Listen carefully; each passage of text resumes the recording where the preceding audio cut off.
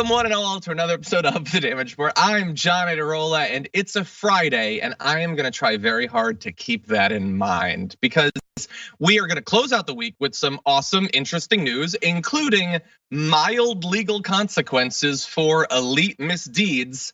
And we're gonna throw away some garbage people of the week. And then we're gonna have a little 3-day weekend. Praise Jesus. Brett Erlich joins me. Brett, thank you for being here. Wow, I forgot that it was a 3-day weekend. So thank you, John, for reminding me.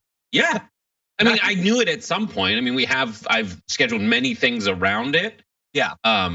But just reminding me brings me great joy. I almost forgot that you spent the last 30 seconds before the show started intensely crinkling some kind of candy wrapper in front of your microphone like a psychopath.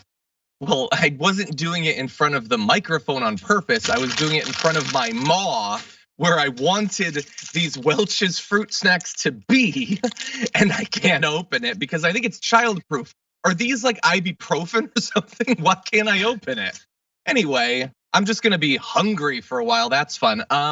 Yes, 3-day weekend. Oh, by the way, over this weekend, and I'm mostly saying this to remind him again, Brett is gonna be joining me for a little podcast audio recording session talking about Willow, which just concluded.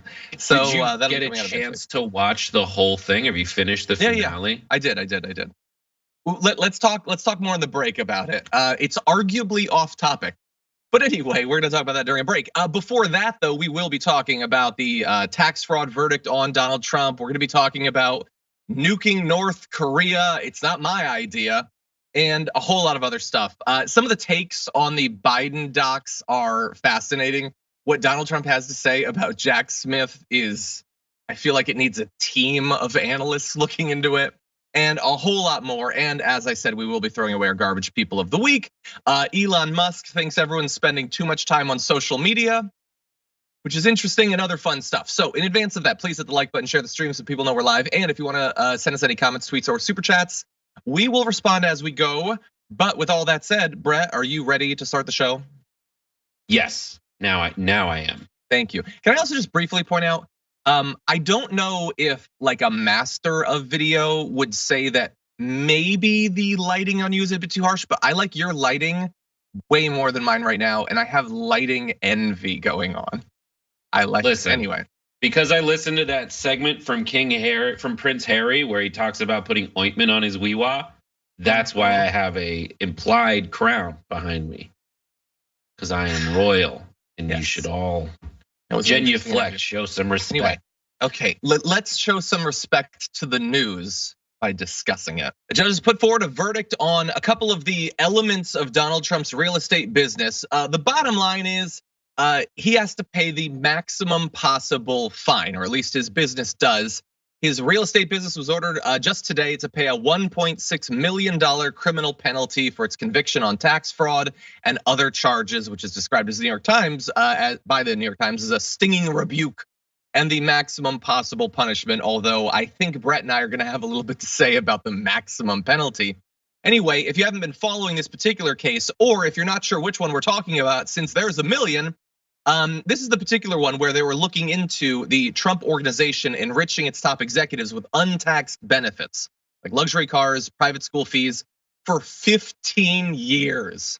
These benefits made up for lower salaries, according to the prosecutors, and therefore reduced the amount of tax the business was required to pay. So this was a way to evade paying your tax liabilities, but still have your executives be happy about all of the different perks that you're showering on them. So one of the executives who orchestrated the scheme, we've talked about previously on the show, this is Alan Weisselberg, pleaded guilty and testified at the company's trial. He has been sentenced to serve 5 months at Rikers for his part in this. But bear in mind that the Trump organization is saying, no, he didn't just take part in this. This was his whole thing. Weisselberg did it for himself, I think was the hashtag that was going around. He didn't do it to save the company money, and certainly no one else in management knew about it.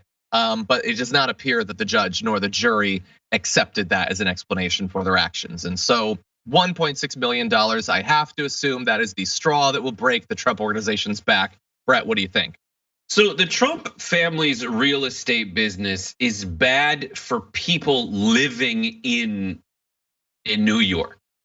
We need to say this. There's like a series of very famous or infamous Sesame Street episodes where they outline that Trump's predatory real estate practices, essentially eliminating housing, affordable housing for people in New York and replacing it with like Tower of Babel gold-clad skyscrapers, is doing horrible harm to people in New York City. And so what you would expect to at least counteract that damage would be that he's paying taxes, the right amount of taxes, back into the community so that money can go to at least finding some way to help people that have been displaced by his monstrosities. Yeah. Because it's so tempting in like these tax fraud cases for people to be like, yeah, I don't want to pay my taxes either. He didn't. Why should I care? But this is also seemingly a pattern for Donald Trump. I need to remind everybody that he can't do charities anymore because when the guy ran a charity, he embezzled. He took money from charity to buy huge portraits of himself, sports memorabilia. So now the running total is about $4 million or $3.8 million or something in damages that this guy has had to spend affiliated with the two things he actually really does. Yeah, 100%. I'm sorry, I was a bit distracted. Did they actually do those episodes? Because sometimes I can't tell with you when you're joking or not. Is that a real thing that they? No, there's Oscar the Grouch loses his trash can to a multi-trash can complex made by Donald Grump. No, that's a real. Okay, I want to look that up and I want us to talk about that on the show next week. I think. And then there's another episode where Joe Pesci essentially plays a Donald Grump character. So there's a puppet version and a Joe Pesci version. Wow. Well, let's talk now about the actual ruling. The part of it that matters and the part of it that doesn't matter, and the part that maybe could matter, we'll speculate. Let's start off with the part that doesn't really matter, at least to me, the $1.6 million. $1.6 million.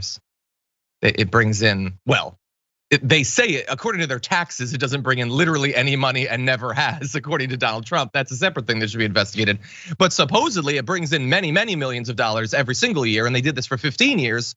So I hardly see that finding them for $1.6 million is gonna disincentivize doing it in the future.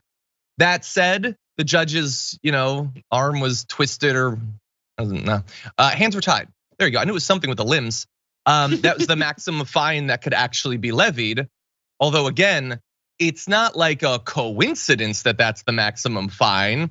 That maximum was set by someone who probably had some sort of view on what sort of potential culpability the rich and corporations should have. The system is again set up so that even when you finally catch them, and even when you finally prosecute them, and when you finally convict them, it doesn't matter. It's $1.6 million. So that part doesn't necessarily matter. Now, there are some potential consequences that matter in that the company has now been convicted of felonies, I think 17 different felonies. And there are other companies in New York that have as part of their, I don't know, charter or whatever, that they're not allowed to do business with companies that have been convicted of felonies. So unless that were to change, then in theory, this could have consequences on the business relationships of the Trump organization. That is definitely something to keep track of. And there are also, of course, the personal consequences in that Donald Trump was not individually charged in any of this, individually convicted in any of this. It's the organization, not him, but it still doesn't look good for him. He is running for president. They say this will provide ammunition to the other side, although I feel like there's an abundance of that sort of ammunition, and it hasn't necessarily mattered all that much. But what do you think, Brett? I think he's either in charge and they commit crimes, or he's not as a good enough CEO to make sure his employees are not committing crimes. That's my concise take on it, on a show where John's always begging me to shut the hell up. That's okay. I asked you for your take. This was the first time I wanted it, and you barely provided it.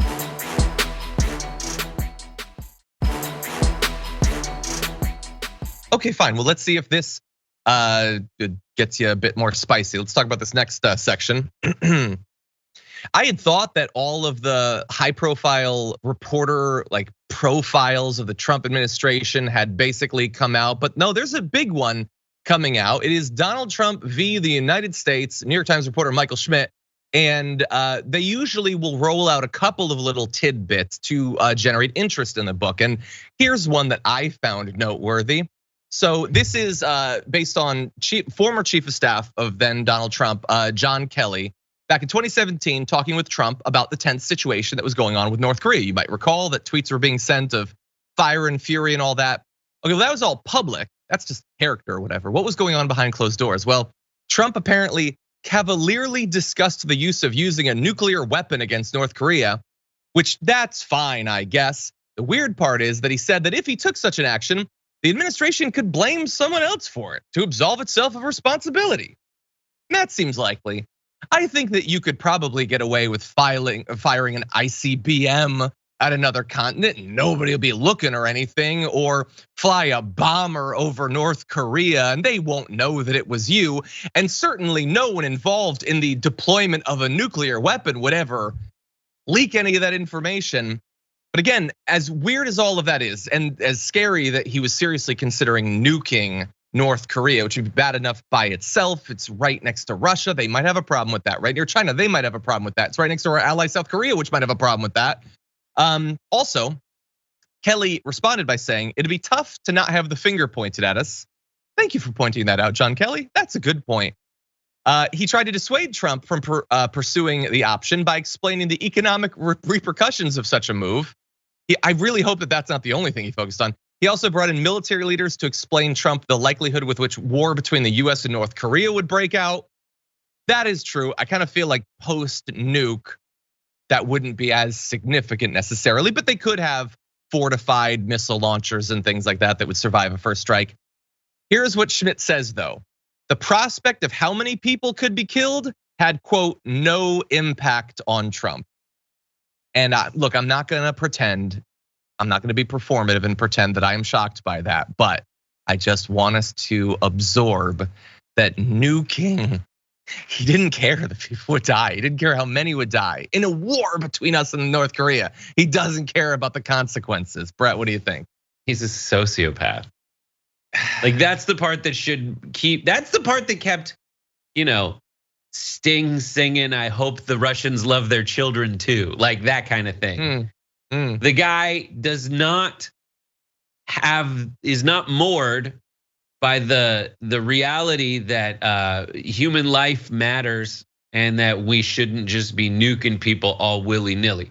Now, there is something to be said where if someone tells me like, where if you lead with what if we nuke North Korea and someone says people will die, you hopefully already knew that when you proposed the idea. So it's not like someone's being like, some people will die and he goes, what? Wait, what? At least he knows the consequences of his action, but he doesn't know like the direct consequences of his actions. But beyond like the direct consequence of like drop a nuclear bomb, people die, completely oblivious to what that might imply. Yeah, it is like on the tip of my tongue of a scenario where a dumb character in a movie does something devastating and then explains that, don't worry, they won't know it was us. And I'm trying to remember what it was. I feel like the character was Ricky Gervais, but in any event, that is the former president of the United States who didn't, what were you gonna say? Well, it's just every horrible, like botched murder play, movie, dumb criminal movie. That's what it is. It's like they'll never know it was us. This is like okay, what we'll do is back the truck up to the gas station. We'll wrap a rope around it. I'll hold the rope and then we'll drive away. And they forget to cover their light. Like they don't realize that there are license plates that will identify your car or security cameras. It's like, I don't think that you would get away with that. And it is insane that you would want to. It's also like it seems like it was a meeting where all right, there's no bad ideas. And then he started talking and they were like, I misspoke. There are bad ideas. They're all coming from this guy. And it's sad. And what he's like, there's a certain base level of understanding of war, the responsibility of running the military that you would hope the commander in chief of it would understand without you having to explain it to them. Yeah. This is not like, listen, maybe if we oversimplify, we can discover something fundamental as a breakthrough. But no, like if you shoot a nuclear weapon, there's only so many countries that would be on the list of people who did it. And only your stupid supporters would be the ones who'd be like, it's a false flag operation. Yeah, 100%. Well, they would certainly believe it. Also, bear in mind, many years ago, Trump once said in an interview that he knows more. He looked up nukes for 45 minutes, and now he knows more about nukes than anyone else in the world. I think he missed a few facts when he was doing that. The sad part is there are facts about nukes he knows that no one else knows because they were top secret. But just the general consequence of war, no clue. Yeah. Also, and this is maybe the more minor thing, but Trump was baffled and annoyed that he would need congressional approval in order to conduct a nuclear preemptive strike on North Korea. So I just want you to bear in mind, one of the fundamental asymmetries is that they think that Biden can't cut student loan debt, but he can unilaterally nuke a country. So, priorities and all that. Anyway, and also I just want to show the screenshot just because I thought it was fun. John Kelly, when he came in to be like the new chief of staff, we can go to this last graphic 11. He thought, you know what the problem with the Trump thing is? He doesn't have the right staff. I'm gonna come in and staff him up. And then he found out, oh no, it's not the staff necessarily. It's that Trump is dumb and immoral and ignorant and lazy. And he wants to nuke people. Anyway, maybe he'll never be president again. And maybe we can all someday just look back on the days when he almost pressed the nuclear button, but we are not at that point yet. And he could still very well be president again. Anyway, with that said, we're gonna take our first break. We come back. Couple of really interesting takes on the Joe Biden document scandal. We're gonna give you a little bit of an update there and other news too, so don't go anywhere.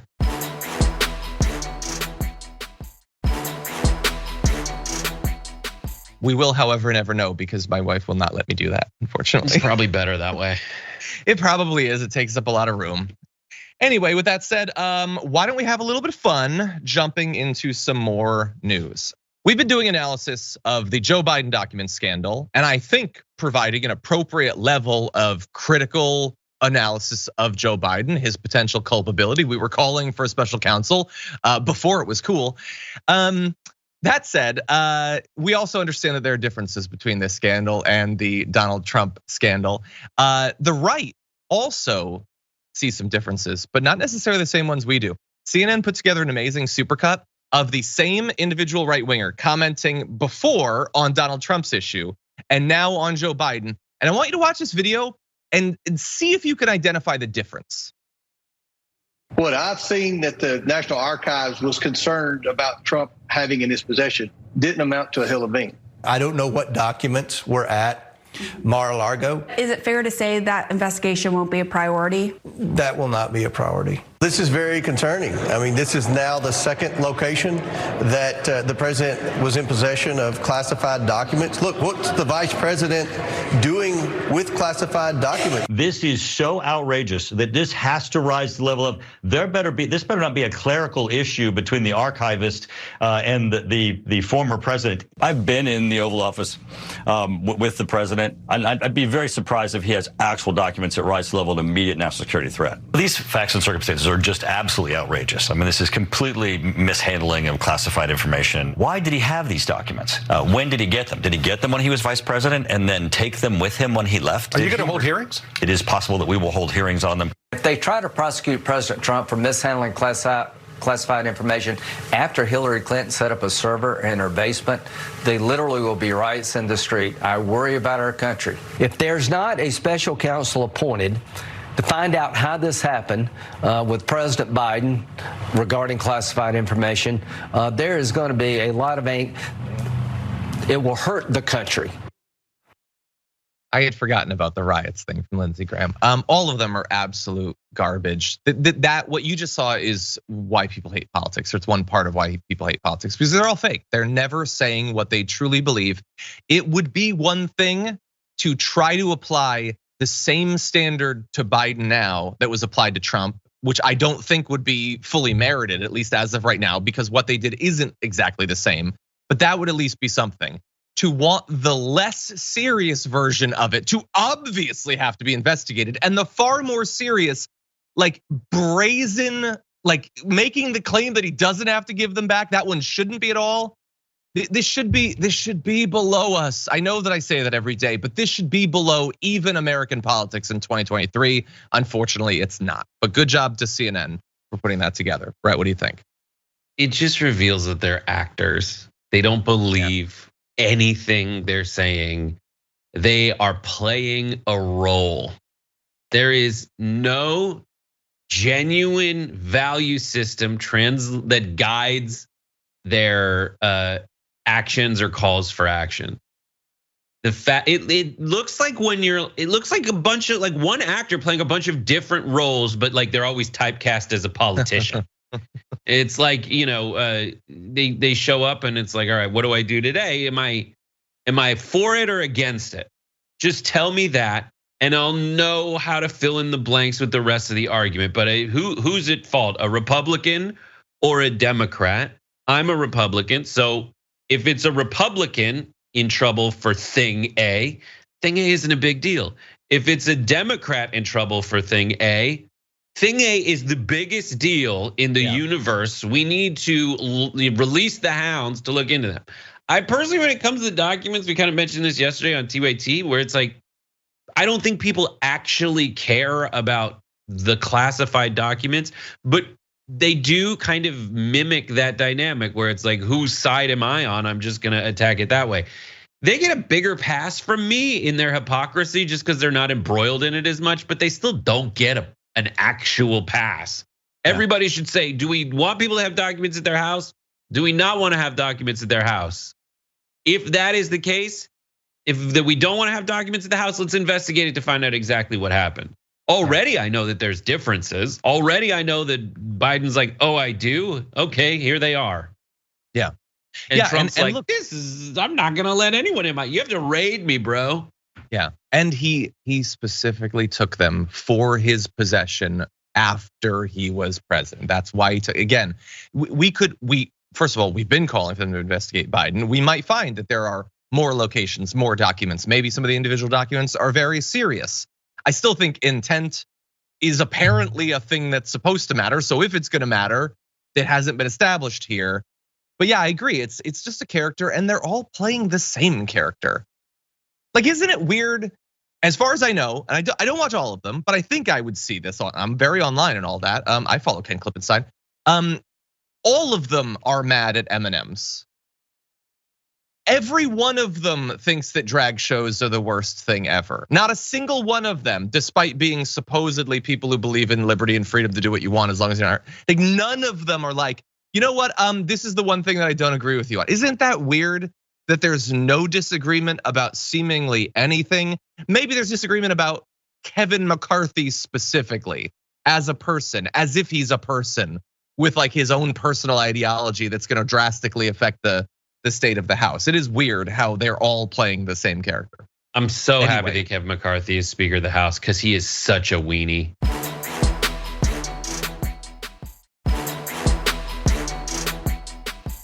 Oh, I'm gonna demonstrate one of the ways that he's a weenie a little bit later on in the show. I knew that because I did read the rundown ahead of time. Well, I don't want to say anything more because I don't want to give it away. But anyway, we'll talk about it at some point. For now, though, why don't we go into a related topic? Donald Trump continues his, I think, in vain quest to get rid of the investigation of him for his documents. Here is what he had to say on Mark Levin's show about the special counsel, Jack Smith. But this prosecutor should resign. He's got a conflict, my prosecutor. This Jack His name Smith. is Jack Smith. I wonder what his name was before Smith. I don't know. Maybe it was Smith, but it seems like such a nice name, Jack Smith. He is a terrorist. He is a Trump hater.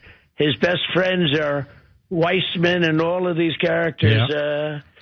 Lisa Monaco at the Justice Department, one of the top officials. Deputy Attorney General. This is a disgraceful situation. He should resign. His wife hates Trump, probably even beyond him. And his wife has a sister.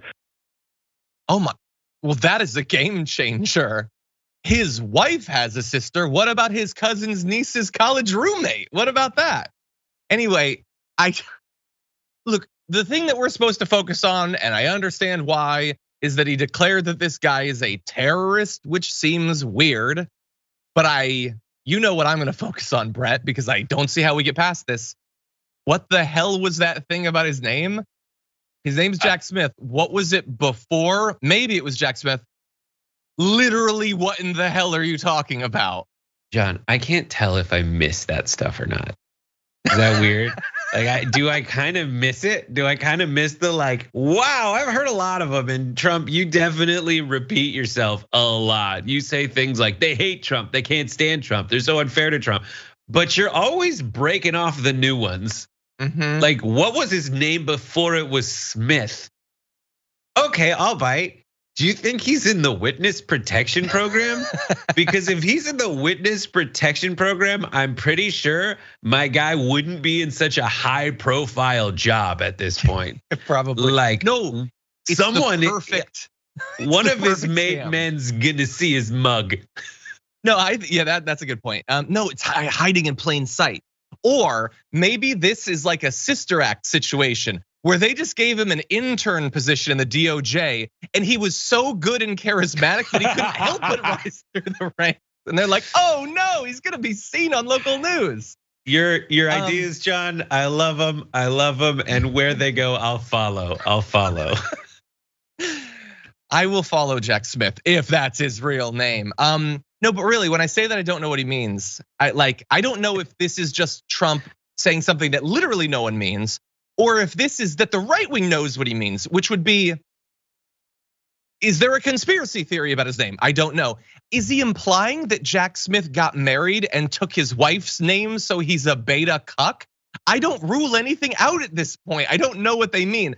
Also, can we just briefly acknowledge that Mark Levin, so when Trump is like, he's friends with all these people like so-and-so at the DOJ and Madeleine Albright or whatever he said. And Levin's like, yep, deputy head of the DOJ. Like, he works there.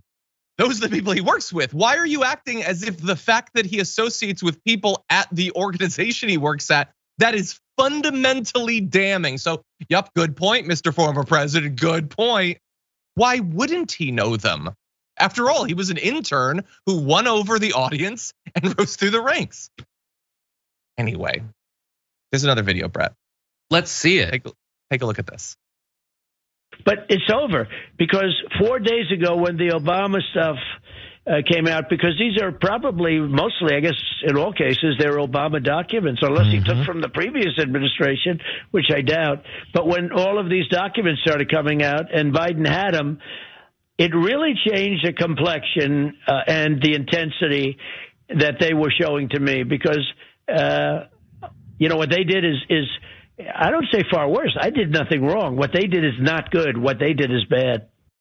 Again, yes, the far less serious, non-intentional, accidental version that Sleepy Joe did is the really bad thing, and his intentional stealing of documents and his refusal to admit that he shouldn't have had them is absolutely nothing. But I love the it's like an audio vision board.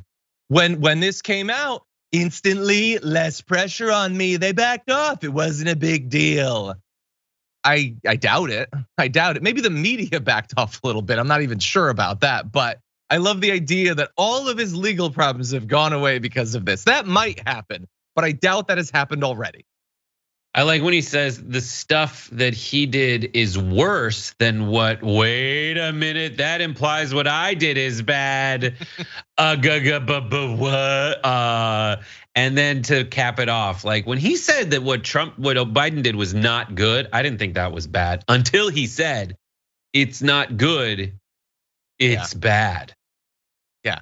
No, it's his weird thing where like he has no idea what he's gonna say, so he trips himself up. He tripped himself up there. Also, when he was like, he called it the Obama document scandal, and rather than just correcting himself and saying the Biden document scandal, he says the Obama document scandal because it was from the time when maybe Obama gave him the documents. I don't think so. I hope that that's not what it. Dude, just you slipped up. No. It's okay. Why are you being a weirdo? He can't fathom that he can't. I don't know if he can't fathom or he can't admit that he misspoke. Like, do you think it's conscious or just like in his mind, he's like, well, I've never done anything wrong ever. So this couldn't be a mistake. Yeah, there's a world in which I'm right. Which do you think it is? Is it pathological or is it tactical or strategic? I don't. That's a good point. Maybe we'll get a poll. I just want to note one other thing before we move on. It was something he said before the first video, and he said something about Joe Biden. But before this, he was being so sanctimonious. Sanctimonious, an interesting word. And then he continued on.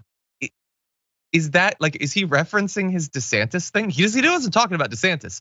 Is that like if I accidentally said the word thunder and then I was like, oh, by the way, you can get the Join the Thunder shirt. Like, was that him dropping word merch?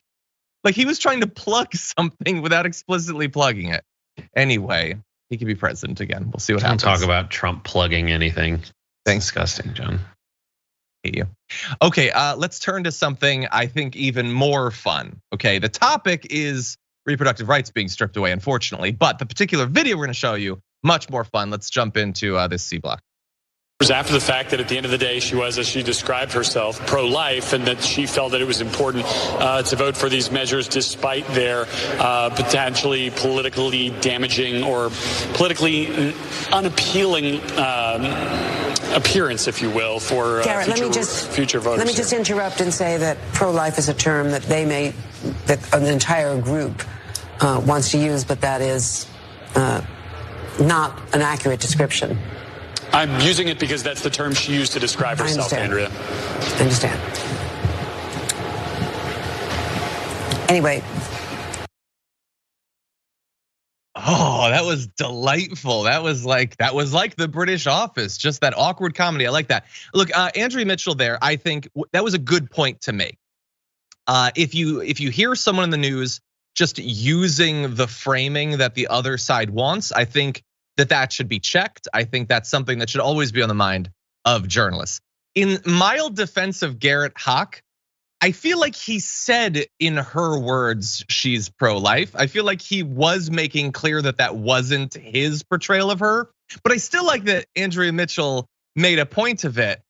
But the conversation still needs to continue. Why did it have to get so weird? Why? It almost seemed like he was taking it personally, and I don't feel like he needed to. But anyway, I like talks about framing happening on the mainstream media. Bro, what did you think about that? I think Andrea Mitchell has had it. She just had it. I think that's what that was. And I get it. I've had it.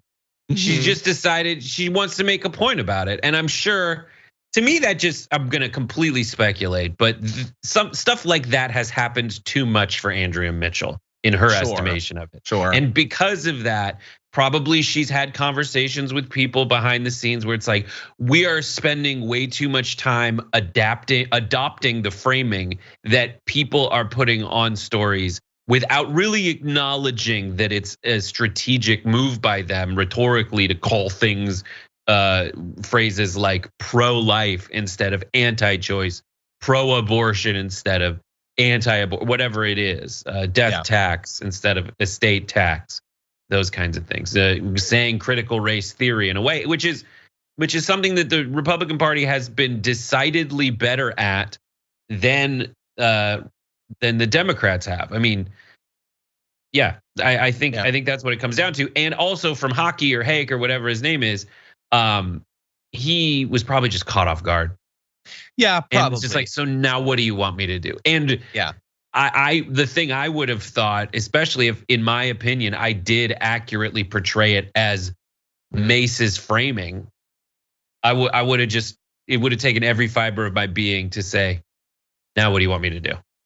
Not to say, what do you want? Yeah, to me it seemed like it's if I can like get into his head, it's like, come on, man, I know that, and I didn't do that. Why are you making? Because he knows he's gonna look bad coming out of this. Like, well, I was checking the Chiron. I was like, is this like a reporter or is this like a political figure? Because if it's a political figure, that's totally acceptable and fine, and he should be able to come back at a claim like that. But yeah, to do it, to do it to someone who's your reporting side, it is important to make those clarifications. But in that moment, good God, it was super awkward, and I think we just need to appreciate that. 100%. I appreciate her doing that though. I think that we do need more of that. And by the way, just to clarify for other news organizations, the AP Style book says use the modifiers anti-abortion or abortion rights. Don't use pro-life, pro-choice, or pro-abortion unless they're in quotes or proper names. So this applies to both sides.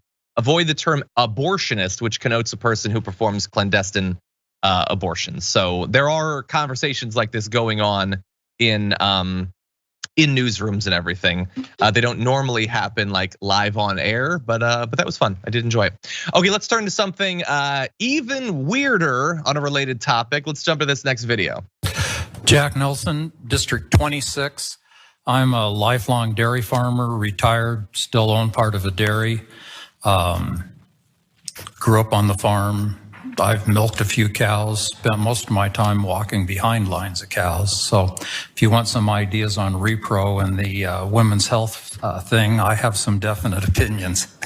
So other than that, I'm tickled pink to be here. And Magic Valley, I'd say Jerome is probably the heart of the dairy industry. I always think of Idaho agriculture from really Glens Ferry to Ashton. We sell value added water. So besides the value added part, the water is a huge deal, and tickled pink to be here. I think that if you're gonna go with tickled pink, you should definitely use it more than once. So that was newly elected GOP Representative Jack Nelson from Idaho, who, you wanna start off with a joke and lighten things up by talking about the most divisive domestic policy topic by stating that you as a man are in a position to opine based on the fact that you've milked cows before. He was joking. I will acknowledge that. I would have gone in a different direction. Brett, you're a comedian. What do you think? The right wing will point out like lines inside a logo and say that is a sign of Satan. This guy's like, I stood behind dairy cows, so now I can chime in on abortion rights? That is whether he's joking or not. I don't think I'm like pulling at threads here to try to figure out that this guy's a total weirdo who shouldn't, for someone who's volunteering to contribute, I have never seen more concrete evidence that they should be prevented from contributing. Yeah, look, I don't know Jack Nelson. This is me assuming things. So we probably shouldn't do this, so I apologize. But he is a Republican from Idaho. I am going to guess that it was lost on him that the metaphor he chose to use, and I'm assuming things about what he thinks about abortion, I assume he is against it, was that his experience taking female animals and locking them up and forcing their bodies to be used for his own personal profit means that now he is an authority on whether women should have rights. Again, I wouldn't have gone that direction. Now, there was a lot of criticism of him, including from the Idaho Statesman. Now, he did put out an apology saying, the women in my life have taught me strength, resilience, integrity, hard work, joy, and love. I absolutely respect women and the right to choose their own health care. He has a wife and 5 granddaughters. The way I phrased my statement about women and reproductive rights yesterday completely missed the mark. I'm embarrassed and I offended others in the process. I am deeply sorry. I recognize the mistake and commit to doing better in the future. I have read a lot of apologies for things. I think that was a pretty good one. I don't know what that will do to him going forward, if he'll actually change or be more respectful or whatever, but that was an actual apology. Yeah. He could have just been like, woke culture, I was telling cow jokes, get off my back. But he didn't. Yeah. He apologized. So weird. He's like a polite moron. Yeah, no, well, the fact that he used tickled pink implied that he's maybe he's more of a goof. Maybe he's a goof. But anyway, if he votes to strip away rights, then it's not goof anymore. But it's like when they hired you already. Yeah. You're a politician. You're someone who is in charge of communication, effective communication. Yeah. And you were at And I guess everyone makes a mistake I've said some dumb things during interviews, but I don't think I've ever compared women's health to animal husbandry. I don't think you have. I don't think so. Yeah. And also, like, I think he explained why he's having trouble with cognition. It's all the methane he's breathed in after walking behind cows. It's just a cloud there. It's like a gas most of my stove. life.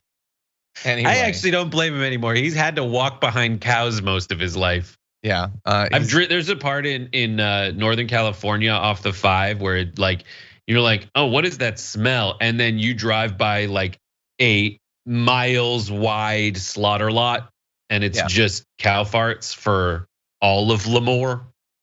100%. Ugh. Yeah. So I don't envy him that task. Wait, the last point I'm gonna make is, by the way, I'm evaluating his apology against other apologies. I am not implying nor stating that anyone needs to accept it. That if you are a constituent, you need to be like, oh, well, I guess I'm not offended anymore. No, you're not obligated to do that, no matter how good the apology is. I'm just saying I've seen way worse apologies. He didn't do the if you were offended.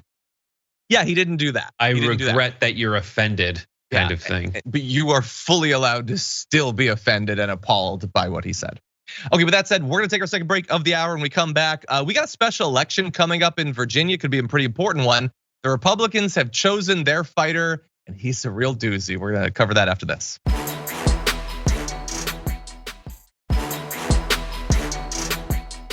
Skittlebutt Drag Brass says, I can see Brett flipping the table over. Brett does get somewhat intense sometimes, but I don't think he's ever flipped the table.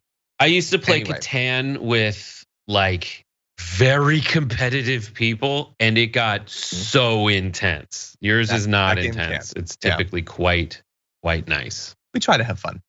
Okay, with that said, let's talk about an upcoming special election, starting with this. Let's understand the natural pathway that God already created for us as human beings, not robots, not cyborgs, okay? No. Not mind controlled, by the elite and by the media and by the George Soroses and the Charles Schwab, all of those guys who want to control us. The Bill Gates wants us to be jabbed, every 3 months so that they can put these particles inside of us that are controlled by 5G, this nanotechnology stuff that they've been experimenting on animals. I mean, it's just terrible what they're trying to do. I love the imagery of a guy who is worried about technology turning us all into cyborgs wearing absolutely massive headphones that make him look like one of the characters from Star Wars. Lobot? Lobot, exactly. So look, that is Leon Benjamin. And I know what you're probably thinking. Oh, TDR's got a video of someone on the right saying something crazy about technology or whatever.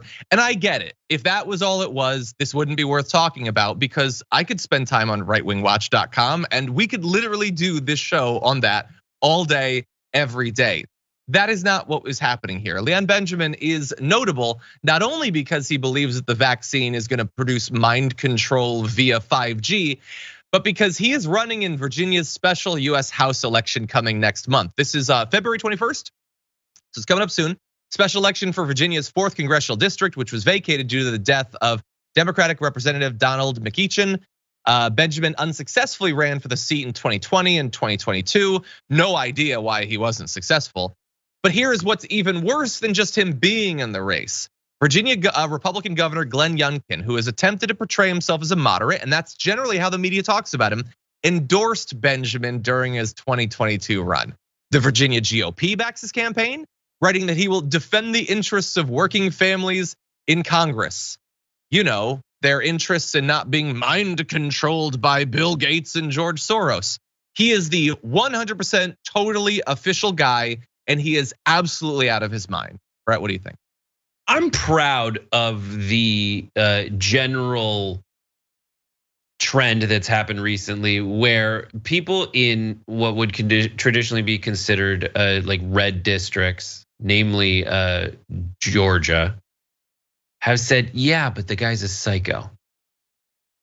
I'm sorry, we need to call out when the GOP, when a giant party apparatus is for purely political reasons, whether they're policy based or just political posturing. They don't want to lose a district to somebody else, are backing a total baddie person. That's the and so term. and then it is incumbent upon us to remind everyone that even though the Herschel Walkers are no longer in the picture, the Dr. Oz's are no longer in the picture, the Mastrianos are not running right now, stuff like this keeps happening. Yeah. And it's worth pointing out that many of the wins achieved by the Republicans, and remember this, many of the wins achieved by the Republicans are because they rely on us not paying attention to stuff like this. Yeah. Their feeder to the Supreme Court is not too different from this. It's like it's like minor league baseball, where they look and instead of seeing someone with like this crazy slider, they see someone who wrote a crazy paper, and they're saying you're on a fast track to becoming a Supreme Court justice to the United States. They find someone like this, like, we need to funnel money and endorsements to this race because we need it strategically, but we can't let them shove these weirdos down our throats. I agree. Yeah, no, there was some good news in that last election, but that is just the norm now. I mean, almost all the new committees, chairman for the Republicans, are people who voted to overturn the election. Like, the norm is insane people, but a line has to be drawn, and hopefully Leon Benjamin will be on the wrong side of it. Hey, young America, we need to talk about something called grass. Not that grass. I'm talking about marijuana. It's stimulating, mind expanding, safer to use than alcohol, and as much a part of growing up as smoking corn silk behind the back fence.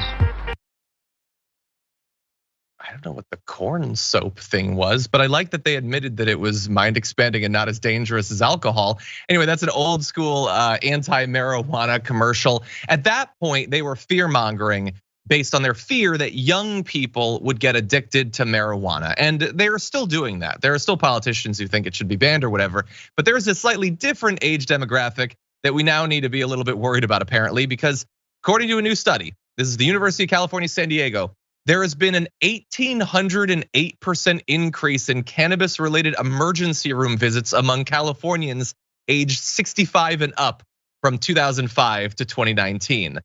I've tried to find out what the absolute number is. I don't know, but it is certainly a bigger problem.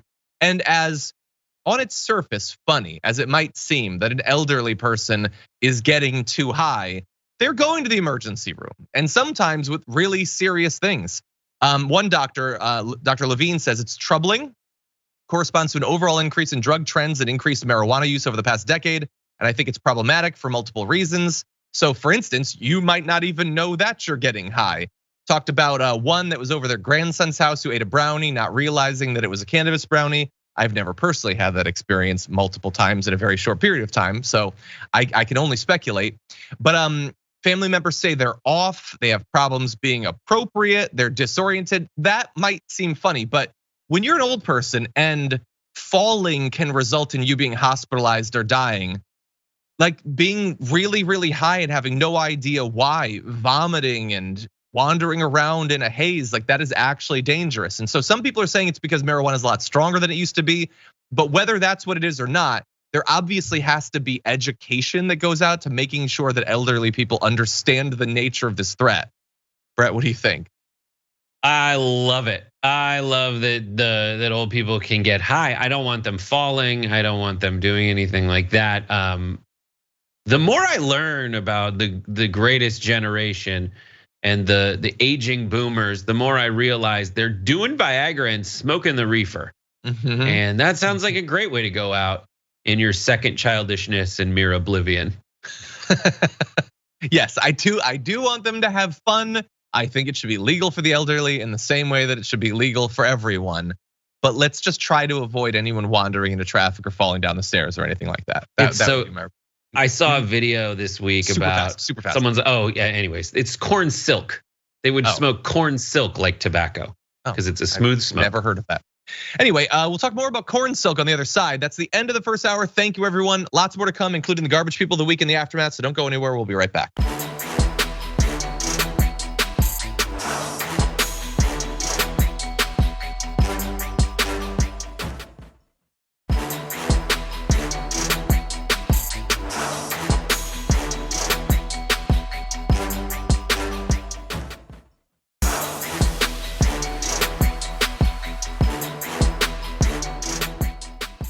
Thanks for listening to the full episode of The Damage Report. Support our work, listen ad-free, access members-only bonus content, and more by subscribing to Apple Podcasts at apple.co/TYT. I'm your host, John Adarola. I'll see you soon.